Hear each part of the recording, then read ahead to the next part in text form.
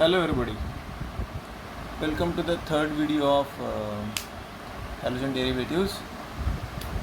आज हम बहुत ही इम्पोर्टेंट टॉपिक स्टडी करने वाले हैं, रादर एक नहीं दो, SN1 और SN2 रिएक्शन।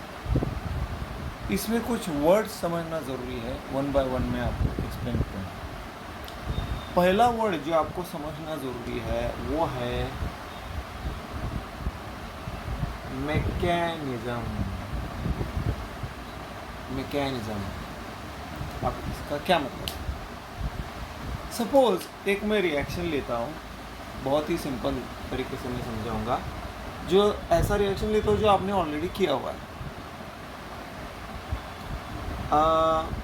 CH2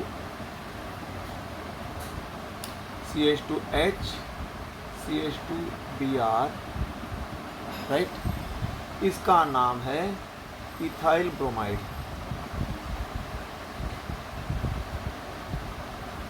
इसका रिएक्शन अगर हमने KOH अल्कोहलिक के साथ किया तो क्या आता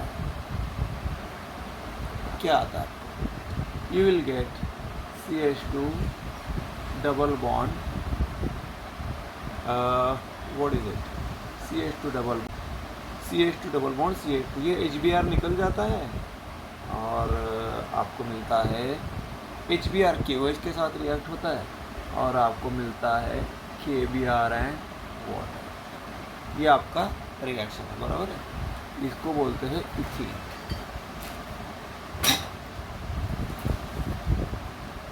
ये रिएक्शन आपको दिखने में एक स्टेप का लग रहा है, बट ज़रूरी नहीं कि वो एक स्टेप का हो। इसमें दो स्टेप्स हैं। कैसे? पहला स्टेप है कि ये जो है CH2H और ये CH2Br, ये पहले सेपरेट होता है इनटू ये सेपरेट होता है इनटू हीट करने के बाद CH2 double bond CH2 plus HBr ऐसे सेपरेट होता है, okay. Then what happens is, ये HBr जो है, जो यहाँ पर तैयार हुआ है, it reacts with KOH and you will get KBr plus water. तो ये दो इक्वेशन हो गए। अगर हमने इसे ऐड किया तो आपको क्या मिलेगा? CH2H, थोड़ा जगह कम है, please try to understand, CH2Br, okay, ये मैंने यहाँ लिखा। अब मैं HBr नहीं लिखूँगा क्योंकि वो कैंसिल हो गया है, तो यहाँ मैं लिखता हूँ KOH बराबर प्लस ये हो गया CH2 double bond CH2 plus KBr and water, that's it, बराबर है। तो ये रिएक्शन जो है वो दो स्टेप का हो गया। कुछ रिएक्शन 3 स्टेप के होते हैं, कुछ रिएक्शन 4 स्टेप के होते हैं, 5-6 तो बहुत मुश्किल है, बट 3-4 तक हम बोल सकते हैं, ओके। 2-3-4। कुछ रिएक्शन एक स्टेप के भी हो सकते हैं, NaOH प्लस HCl डायरेक्टली एक स्टेप का रिएक्शन हो गया। ऑर्गेनिक इनऑर्गेनिक हम बात करेंगे तो वो इनऑर्गेनिक रिएक्शन है, NaOH HCl। तो जहाँ तक इस रिएक्शन का सवाल है, ये रिएक्शन, इसको एलिमिनेशन डिहाइड्रोहैलोजिनेशन ऐसा भी कहा जाता है, आपने पढ़ा है। तो ये रिएक्शन, पर्टिकुलरली ये रिएक्शन दो स्टेप में, दिखने में एक स्टेप लग रहा है, बट वो दो स्टेप में कैरी फॉरवर्ड होता है। पहले स्टेप में HBr निकलता है, दूसरे स्टेप में HBr KOH के साथ रिएक्ट करके KBr एंड वाटर में निकलता है। हम लिखते समय हम इसे एक स्टेप में भी दिखा सकते हैं, ओके। ये दोनों को कंबाइन करके, इक्वेशंस को ऐड करके, ये पर्टिकुलर रिएक्शन का जो स्टेप वाइज एक्सप्लेनेशन है, एक पर्टिकुलर रिएक्शन का जो स्टेप वाइज एक्सप्लेनेशन है, उससे कहा जाता है mechanism. The step wise explanation of a reaction, the step by step explanation of a reaction is called as mechanism. आपको एग्जाम में मैकेनिज्म के ऊपर कोई क्वेश्चन नहीं पूछेगा, but you should know what is mechanism, right. Not only that, mechanism यहाँ पर ये भी बताता है कि एक पर्टिकुलर रिएक्शन में कोई भी रिएक्शन मतलब पहला कौन सा बॉन्ड ब्रेक होता है, ओके, फिर बॉन्ड कैसे रिएक्टेंट में अगर दो रिएक्टेंट है तो कौन सा रिएक्टेंट पहले रिएक्ट होता है, कौन सा रिएक्टेंट बाद में रिएक्ट होता है, प्रोडक्ट अगर दो बन रहे तो कौन सा प्रोडक्ट पहले तैयार होता है, कौन सा बाद में तैयार होता है, क्यों तैयार होता है, उसमें एनर्जी कितना इन्वॉल्व है, वो रिएक्शन एक्सोथर्मिक है कि एंडोथर्मिक है, एंड सो ऑन। ओके, उसमें कार्बोकेटायन है कि कार्बोनियन है, फ्री रेडिकल है, इंटरमीडिएट है, न्यूक्लियोफाइल है, इलेक्ट्रो, सब कुछ, यानी आप बोल सकते हो पोस्टमार्टम, पूरा डिटेल कच्चा चिट्ठा खोल के रख देता है। उस प्रोसेस को कहा जाता है mechanism. Step by step explanation of a reaction is called as mechanism. एक एग्जांपल मैंने सिंपल एग्जांपल आपके सामने रखा, राइट। अब मैं इसे जनरलाइज करता हूँ। Let me generalise it. Suppose मैंने रिएक्शन लिया A plus B gives products। Generally आपके रिएक्टेंट्स में दो रिएक्टेंट होते हैं, तीन भी हो सकते हैं, एक भी हो सकता है, जनरलाइज दो रिएक्टेंट्स। तो ये रिएक्शन फर्स्ट स्टेप में ऐसा होता होगा, A plus B gives C। Second step में ये C D में कन्वर्ट होता होगा, और थर्ड स्टेप में D से आपको रिक्वायर्ड प्रोडक्ट्स मिलते हैं, रिक्वायर्ड प्रोडक्ट्स आपको मिलते हैं। ये 4 स्टेप का भी हो सकता है, 2 स्टेप का भी हो सकता है, मैंने एक एग्जांपल लिया है 3 स्टेप का। तो ये जो स्टेप वाइज एक्सप्लेनेशन है उसे कहा जाता है मैकेनिज्म। क्योंकि SN1 SN2 का इक्वेशन अगर क्वेश्चन आया एग्जाम में तो आपको क्वेश्चन ऐसे आ सकता है, explain SN1 mechanism, explain SN2 mechanism. तो मैकेनिज्म क्या है वो समझना पड़ेगा ना आपको। Step wise explanation of reaction is called as, step by step explanation of a reaction is called as mechanical. I write it one more time. C and D are called as, I'm sorry, C and D are called intermediates. Now what do you mean by intermediates? Intermediates ऐसे species होते हैं। Now understand the word. See, आप science student हो, scientific words आपको मालूम होने चाहिए। They are species can be cation, anion और मॉलिक्यूल। वो आयनिक भी हो सकते हैं, फ्री रेडिकल भी हो सकते हैं, मॉलिक्यूल भी हो सकते हैं, कुछ भी हो सकता है। ऐसी स्पीशीज है जो एटम है, आयन है, मॉलिक्यूल है, जो अगर फर्स्ट स्टेप में तैयार होते हैं तो इमीडिएटली सेकंड स्टेप में वो कंज्यूम होने चाहिए। फर्स्ट स्टेप में सी तैयार हो गया, सेकंड स्टेप में वो कंज्यूम हो गया, यानी इमीडिएटली वो दूसरे कंपाउंड में कन्वर्ट हो गया। ओके, तो C is the intermediate, D is also intermediate. क्यों? क्योंकि ये जिस स्टेप में तैयार हुआ उसके नेक्स्ट स्टेप में ये भी कंज्यूम हो गया। फाइनल प्रोडक्ट में आपको इंटरमीडिएट दिखाई नहीं देगा। फाइनल प्रोडक्ट में आपको इसको अगर हम कंबाइन करेंगे, इसको अगर हम ऐड करेंगे तो आपको यही इक्वेशन दिखाई देगा, A plus B gives products, isn't it? तो फाइनल रिएक्शन में आपको C और D दिखाई, इंटरमीडिएट दिखाई नहीं देगा।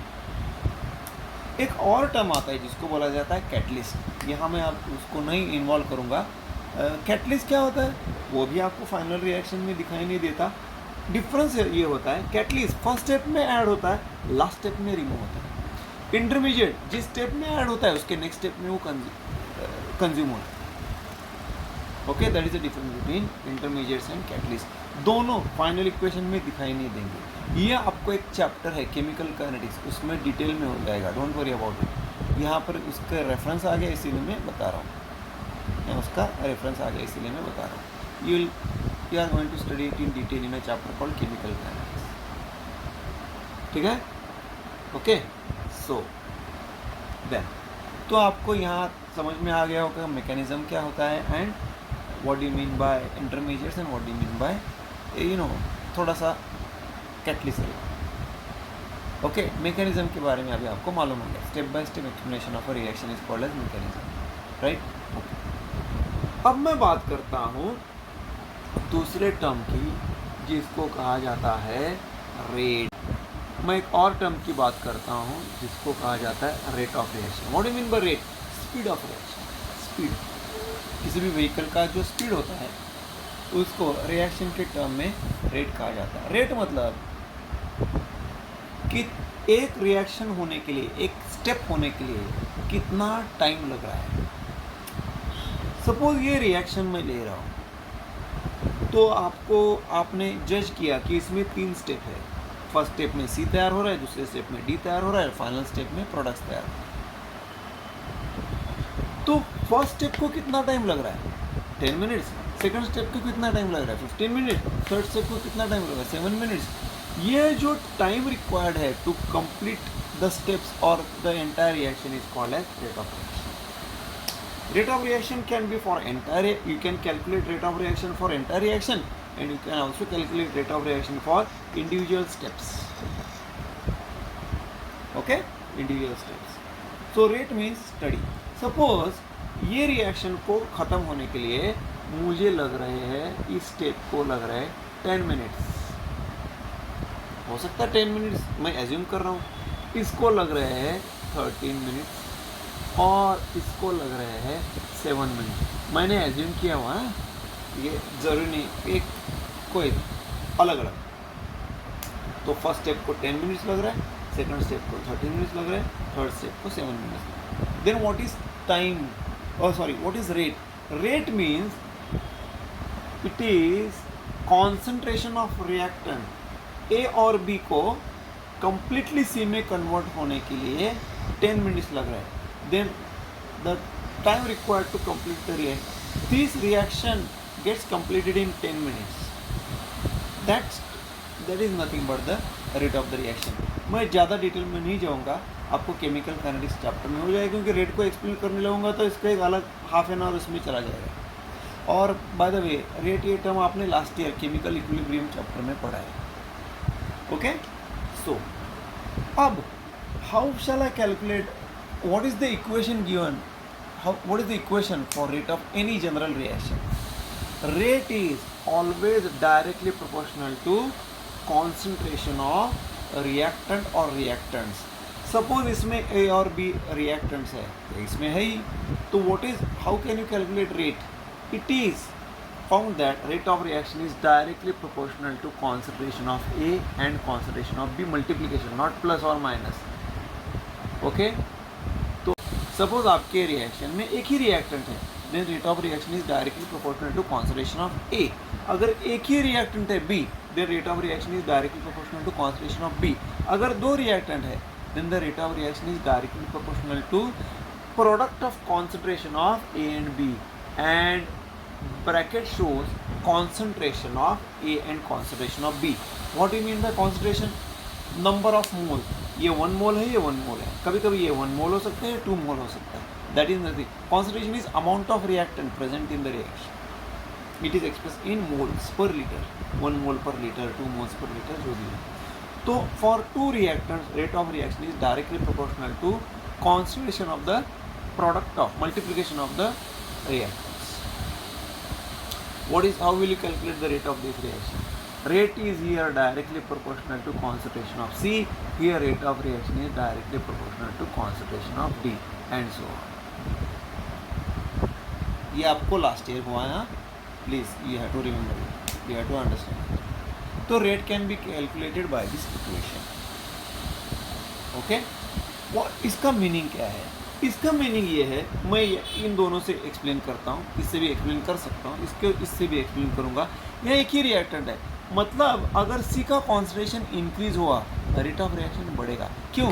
क्योंकि नंबर ऑफ मॉलिक्यूल्स बढ़ेंगे, जितना नंबर ऑफ मॉलिक्यूल बढ़ेंगे उसमें इंट्रैक्शन बढ़ेगा, तो रेट बढ़ेगा। यहाँ 2 रिएक्टेंट है, सपोज मैंने ए का कॉन्सेंट्रेशन 1 मोल से 2 मोल कर दिया, रेट ऑफ रिएक्शन बढ़ेगा। बी का 1 मोल था, मैंने 2 मोल कर दिया, रेट ऑफ रिएक्शन बढ़ेगा। ए और बी का दोनों का एक ही टाइम में डबल कर दिया है, इस इसका 1 मोल था 2 मोल कर दिया, इसका 1 मोल था 2 मोल कर दिया एट अ टाइम, तो रेट ऑफ रिएक्शन मल्टीफोल्ड होगा।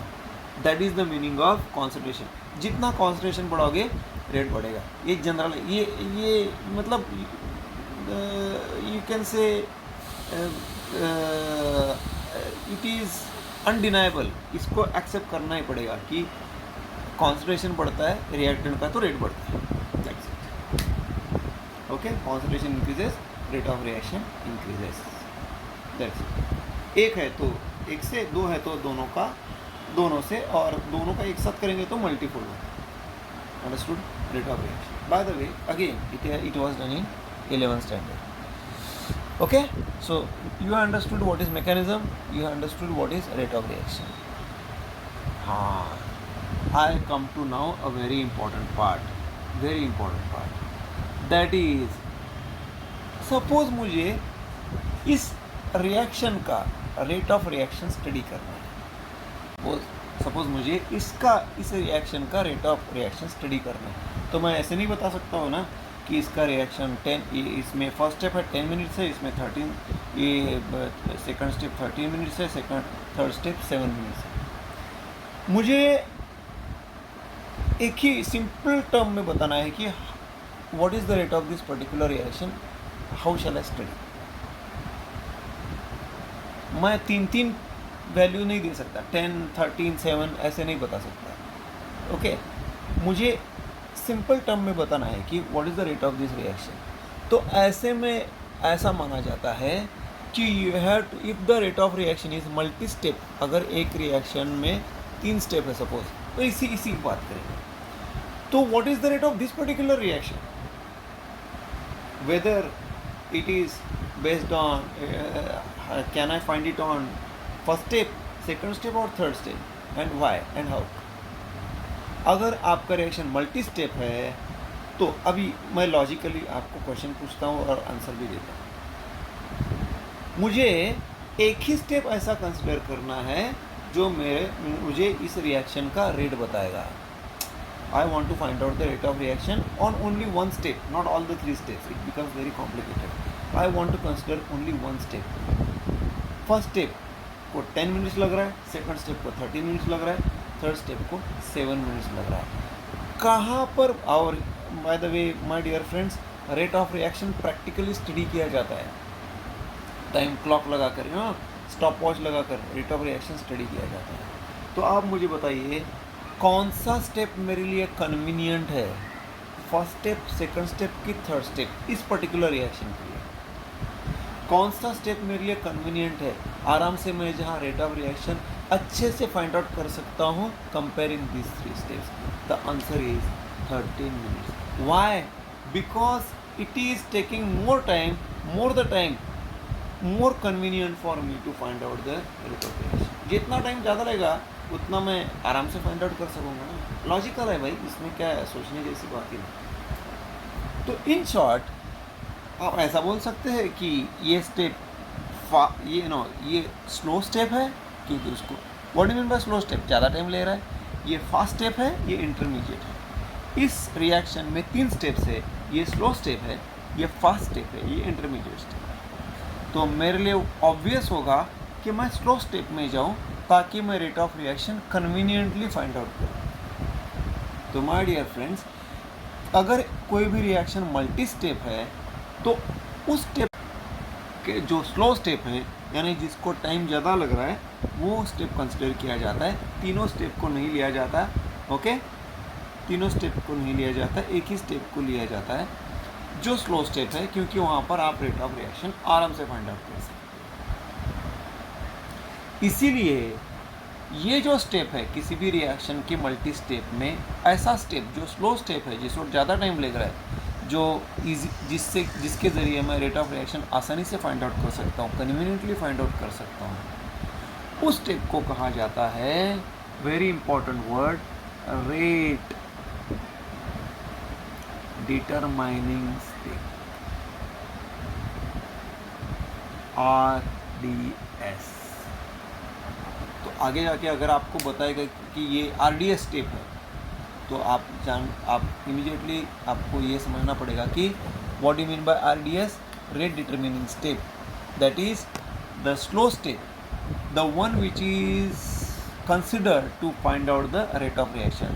The step which determines the rate of reaction is rate determining step. And out of the, suppose a particular reaction has 3 steps, then which is the rate determining step? RDS, the one which is slow. Why slow? Because it is convenient. Slower the reaction, more convenient for us to find out the rate of reaction. That's it. Understood? Again, this will be covered in detail in a chapter called your this one chemical kinetics. ये आपको ये knowledge जो अभी आपने gain किया है hopefully वो आपको केमिकल काइनेटिक्स चैप्टर में भी आप अप्लाई कर सकते हो. वहाँ का नॉलेज यहाँ का नॉलेज वहाँ, ऐसे आप अप्लाई कर सकते हो. समझ में आया? ओके. तो you have understood what is the redetermining step. In short, it is the slowest step, which because it is easy. With the slowest step, you can find out the rate of reaction easily. Okay, that's it. All right. Now, अब हम और एक term समझने की कोशिश करेंगे.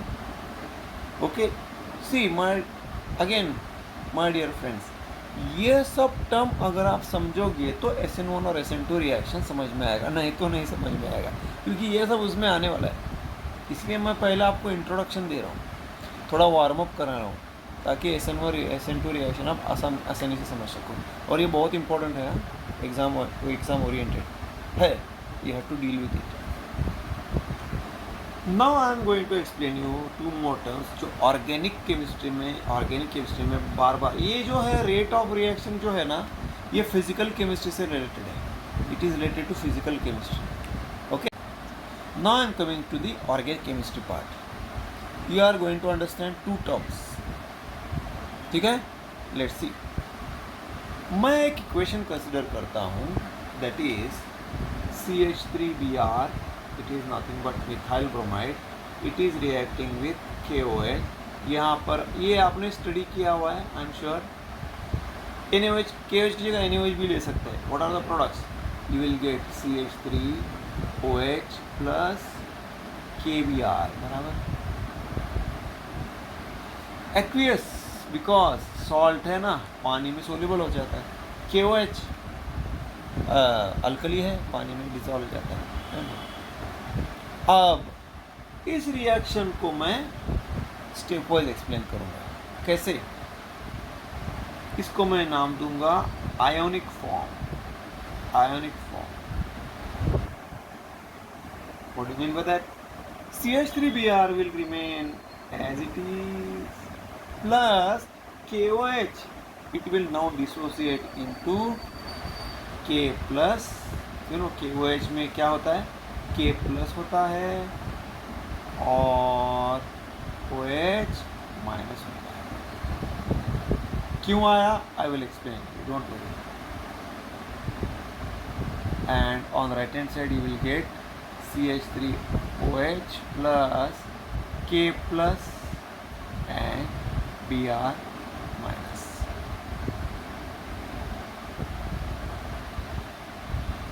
Now the question arises. I'm sorry.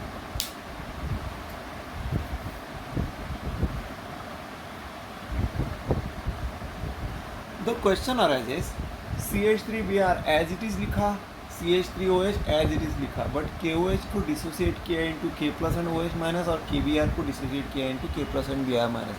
ऐसा क्यों भाई? उसका रीज़न मैं अभी बताने जा रहा हूँ.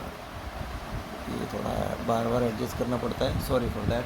एनीवे, बिकॉज CH3Br और CH3OH को एज इट इज़ क्यों रखा? Because they are organic compounds and organic compounds are covalent compounds which do not dissociate नहीं होते ना. ऑर्गेनिक कंपाउंड डिसोसिएट नहीं होते, कोवैलेंट कंपाउंड डिसोसिएट नहीं होते, इसीलिए उसको एज इट इज़ रखा. Where as KOH is an inorganic compound, more over it is a strong base, it dissociates almost 100%. That's why K plus and OH minus. पानी में KOH हमेशा K plus and OH minus ऐसे dissociate होता है. NaOH होता तो भी Na plus और OH माइनस ऐसा डिसोसिएट होता है. HCl होता तो भी H प्लस और Cl माइनस ऐसा ऑलमोस्ट 100% डिसोसिएट होता है. What about this? ये तो सॉल्ट है, कोई भी सॉल्ट हो, वो NaBr हो, NaCl हो, सोडियम एसीटेट हो, अमोनियम क्लोराइड हो, कोई भी सॉल्ट हो, उसमें एक प्लस और एक माइनस होता है, वो हमेशा 100% डिसोसिएट होता है. यहाँ पर KBr is dissociated into K plus and Br minus. So that is why I have written it in this way. Equation में बाद में क्या होता है? कौन सा आयन कॉमन है? लेफ्ट हैंड साइड में K प्लस है और राइट हैंड साइड में भी K प्लस है. रिमेंबर, रिएक्शन मिक्सचर में वो रहते हैं. इक्वेशन में क्या हो जाता है? They get cancelled. Final equation आप क्या लिखेंगे? फाइनल इक्वेशन आप लिखेंगे CH3Br प्लस OH माइनस, यहाँ पर आप ऐसे भी लिखा सकते हो no lone pair, and here it is CH3OH plus Br minus, इसे भी आप ऐसे लोन पेयर से दिखा सकते हो एक्वेस।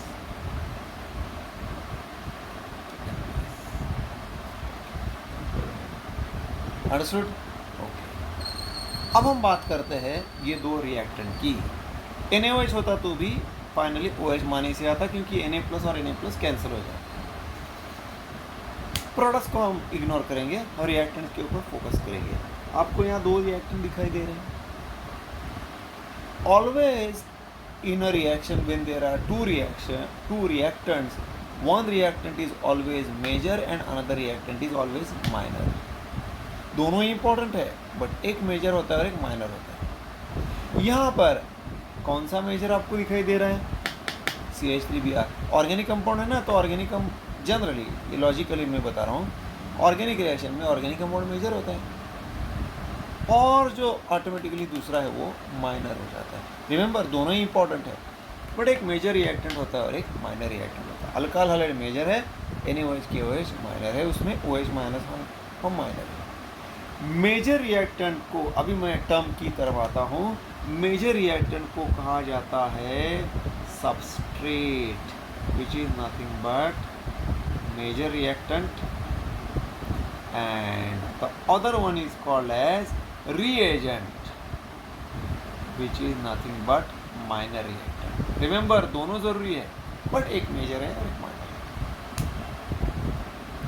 है। यहाँ पर OH माइनस reagent है, so it is nucleophilic reagent or it is also called as nucleophile. It is a nucleophilic reagent or nucleophile. किसी रिएक्शन में H प्लस होगा तो that will be electrophilic reagent or here the major reactant, that is methyl bromide, is substrate. Substrate is major reactant, reagent is minor reactant. Okay, reagent can be nucleophilic, electrophilic, or it can be sometimes free radical also. Last year आपने पढ़ा। Understood? So I have explained you what you mean by substrate and reagent. Got it? All right. Then अभी हम आते हैं SN1 और SN2 के reaction. But मैं आपको जाते जाते ये और एक टर्म बताते जाता हूँ, तो ये मेरा इंट्रोडक्टरी पार्ट इसमें ख़त्म हो जाएगा। वो आपको हर जगह काम आएगा, बिलीव मी, जो मैं अभी बताने जा रहा हूँ इसी वीडियो में। ओके, वो SN1 और SN2 का भी एक पार्ट बोल सकते हैं और इन जनरल मैकेनिज्म का, ऑर्गेनिक रिएक्शन का थियरी पार्ट बोल सकते हैं। Let me start explaining.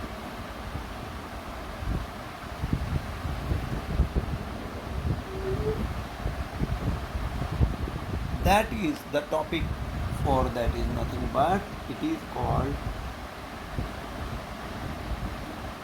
movement in organic reactions. Movement in organic reactions. Organic reactions में, movement of electrons in organic reactions. Movement of electrons in organic reactions.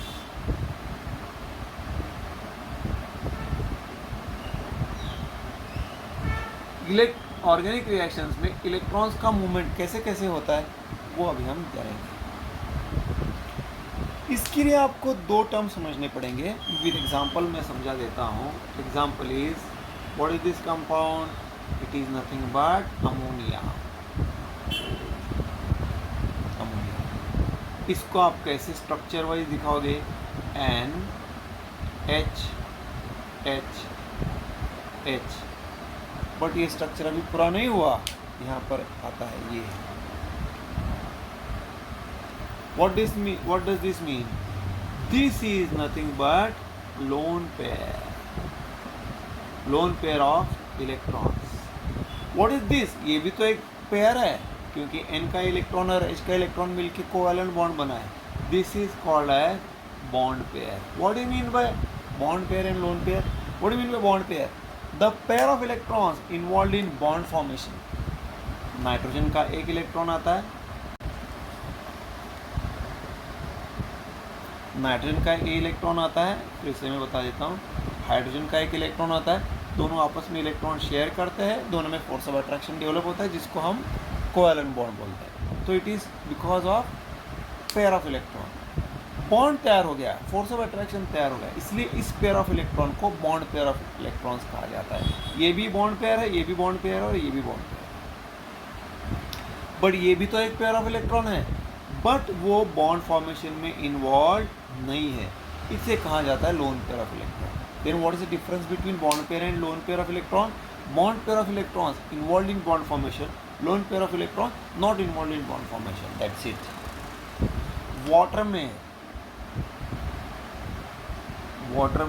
दो loan pair of electrons होते हैं और दो bond pair होते हैं। Ammonia में एक लोन पेयर होता है, तीन बॉन्ड पेयर होता है। HF अगर हम कंसिडर करेंगे, HF that is hydrogen fluoride, या कोई भी हैलोजन विथ हाइड्रोजन है, फ्लोरीन है, ब्रोमीन है, तो इसमें एक बॉन्ड पेयर ऑफ इलेक्ट्रॉन होता है और तीन लोन पेयर ऑफ इलेक्ट्रॉन होता है। ओवरऑल 4 पेयर ऑफ इलेक्ट्रॉन होते हैं, 4 पेयर ऑफ इलेक्ट्रॉन, चाहे वो बॉन्ड पेयर हो या लोन पेयर, सब मिला के 8 इलेक्ट्रॉन, यानी octet complete we have studied last year again. So you should know the terms lone pair and bond pair. I hope you understood it. मैं आपको हमेशा फिर से दोहराऊंगा इस बात को कि अगर मेरा एक्सप्लेनेशन आपको समझ में नहीं आ रहा है तो उस पार्ट को फिर से रिवाइंड कीजिए और फिर से सुनिए, एक बार नहीं 2 बार सुनिए, अपने आप समझ में आ जाएगा, अपने आप समझ में आएगा। That's why I'm sending you the recordings. Okay, so now we'll come to what are the types of movements of electrons in organic reactions.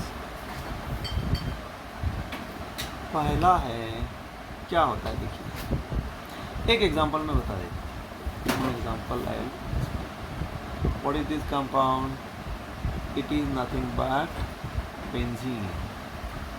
You know benzene के 2 स्ट्रक्चर होते हैं, थोड़ा बड़ा छोटा हो गया, but I am sure you will understand it.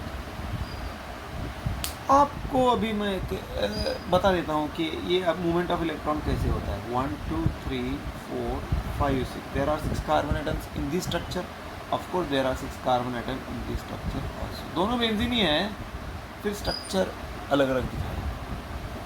अब देखिए क्या हो रहा है, ये 2 स्ट्रक्चर एक दूसरे में कन्वर्ट होते रहते हैं। कैसे? फर्स्ट स्ट्रक्चर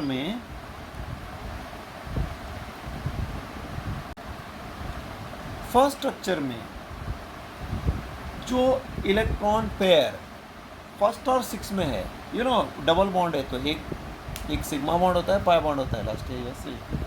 तो pi bond again, sigma bond strong है और पाई बॉन्ड वीक है। जो सेकंड बॉन्ड है वो पाई बॉन्ड है, वीक है, वो आराम से मूव हो सकता है। Okay, it is free to move compare to of course sigma bond से वो वीकर रहता है, इसीलिए आराम से घूम सकता है। तो फर्स्ट स्ट्रक्चर में डबल बॉन्ड ए और फर्स्ट और 6 कार्बन में है, वो क्या हो रहा है सेकंड स्ट्रक्चर में, वो शिफ्ट हो रहा है बिटवीन 1 एंड 2। फर्स्ट स्ट्रक्चर में जो इलेक्ट्रॉन बॉन्ड पेयर यानी पाई बॉन्ड 2 एंड 3 में है, वो शिफ्ट हो रहा है बिटवीन 3 एंड 4, एंड 4 और 5 का इलेक्ट्रॉन शिफ्ट हो रहा है बिटवीन 5 एंड 6। तो फर्स्ट जैसे ही यहाँ पर ये आ गया, फर्स्ट और 6 का बॉन्ड पेयर यानी पाई बॉन्ड 1 एंड 2 में आ गया, 2 एंड 3 का बॉन्ड 3 एंड 4 में आ गया, 4 और 5 का बॉन्ड 5 एंड 6 में आ गया, दूसरा स्ट्रक्चर तैयार हुआ। वापस क्या होता है, ये इलेक्ट्रॉन पेयर वापस यहाँ पर चले जाते हैं, ये यहाँ पर चले जाते हैं, यहाँ पर चले जाता है।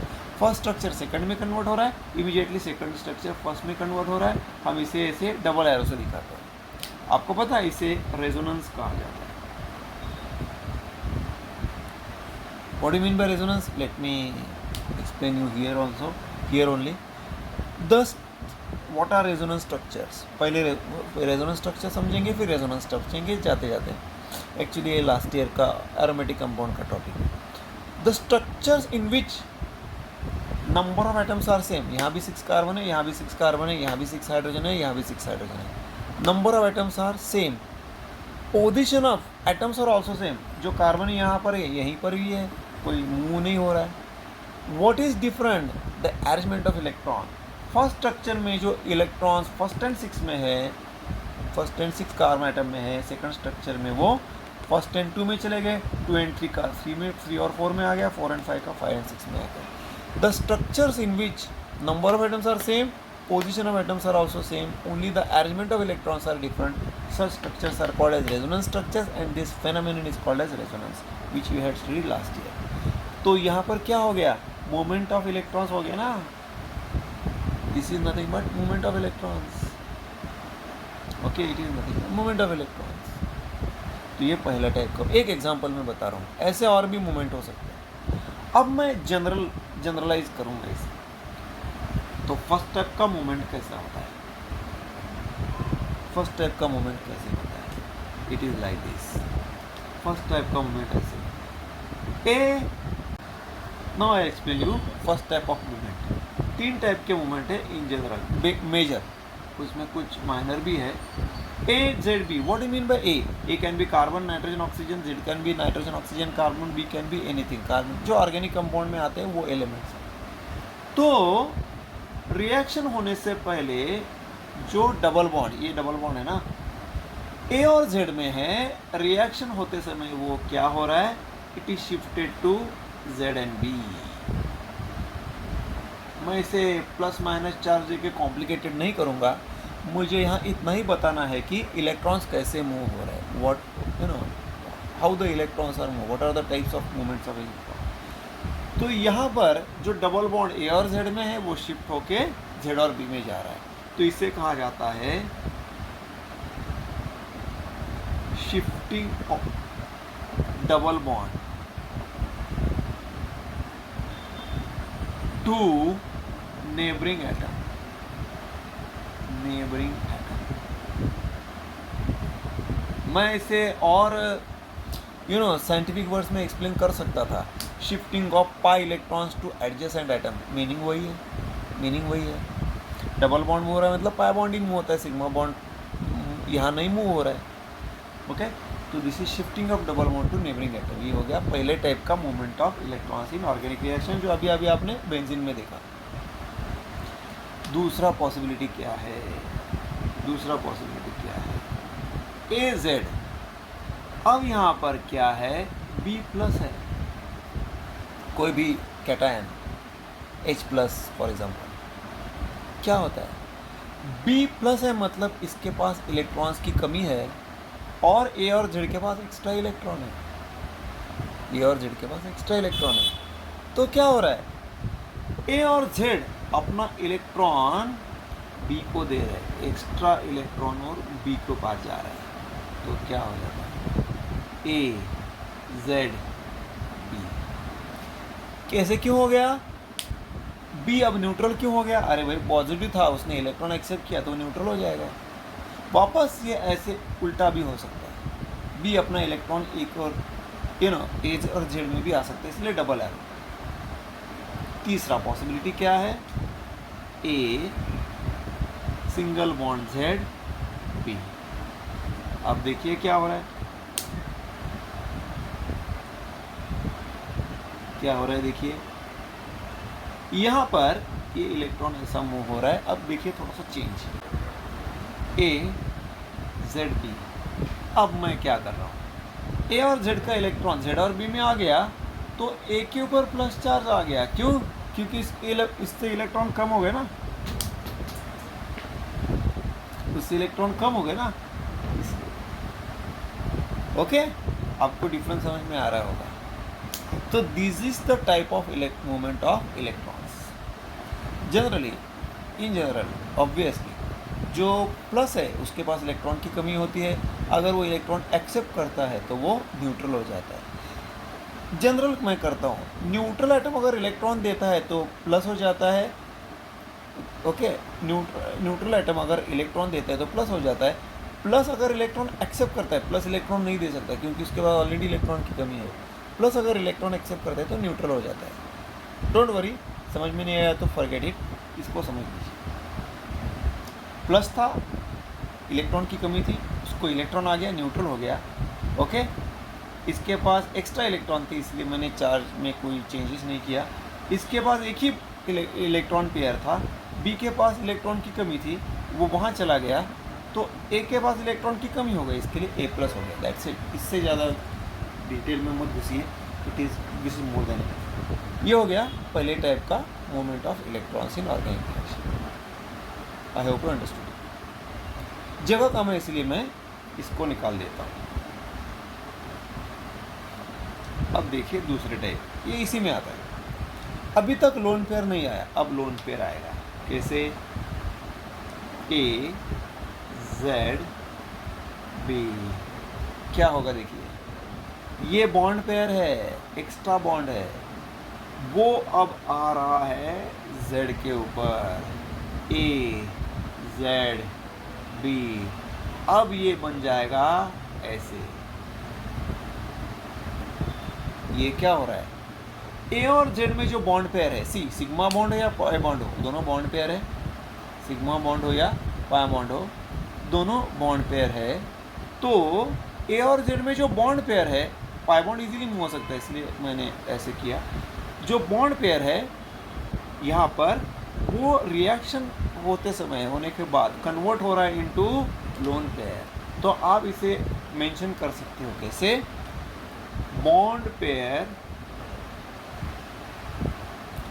converted into lone pair, bond pair converted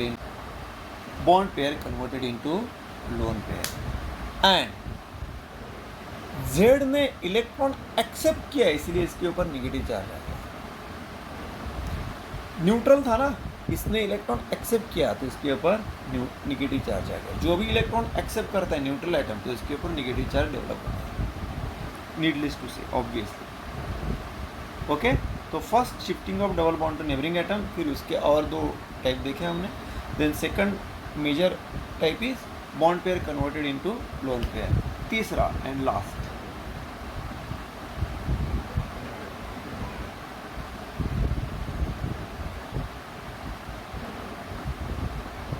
ए जेड बी। मैं थोड़ा सा इसमें चेंज करता हूँ। अब देखिए क्या हो रहा है, ये यहाँ पर आ सकता है, वो ए और जेड में भी आ सकता है। मैं एक ही तरफ, एक ही समय एक ही मूवमेंट दिखाएगा। अब देखिए क्या हो रहा है, यहाँ क्या हो गया, उल्टा हो गया। यहाँ क्या हुआ था, bond pair got converted into lone pair. Here exactly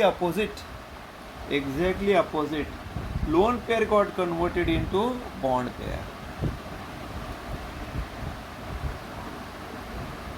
lone pair converted into bond pair, again sorry for the hand writing. So there are major three types of movements of electrons in organic reaction: shifting of double bond to neighboring atom, bond pair converted into lone pair converted into bond pair।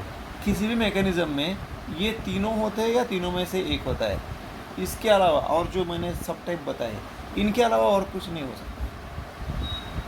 इनका combination हो सकता है, but कोई all together नया type नहीं आएगा। इन्हीं में से ऑर्गेनिक मैकेनिज्म इसी में खेलता है। Very important one, very helpful to you in understanding mechanisms which you are going to study in other chapters of organic chemistry. Got it? I hope you understood it. अब ये समझने के बाद SN2 reaction हम start करेंगे, जो आपको समझने में इसके ज़रिए आसान हो जाएगा। अभी मैं इसके लिए नया वीडियो बनाऊंगा। Again I am saying, SN2 reaction समझने के लिए या SN1 रिएक्शन समझने के लिए ये वीडियो देखना ज़रूरी है। इसको मैं नाम देता हूँ understanding of SN1 and SN2 reaction, not SN2 reaction and SN1, not SN2 and SN1 reaction specifically, the foundation और अंडरस्टैंडिंग SN1 और SN2 रिएक्शन समझने के लिए, अंडरस्टैंडिंग करने के लिए ये वीडियो के पॉइंट्स समझना बहुत ज़रूरी है। ओके, और points to understand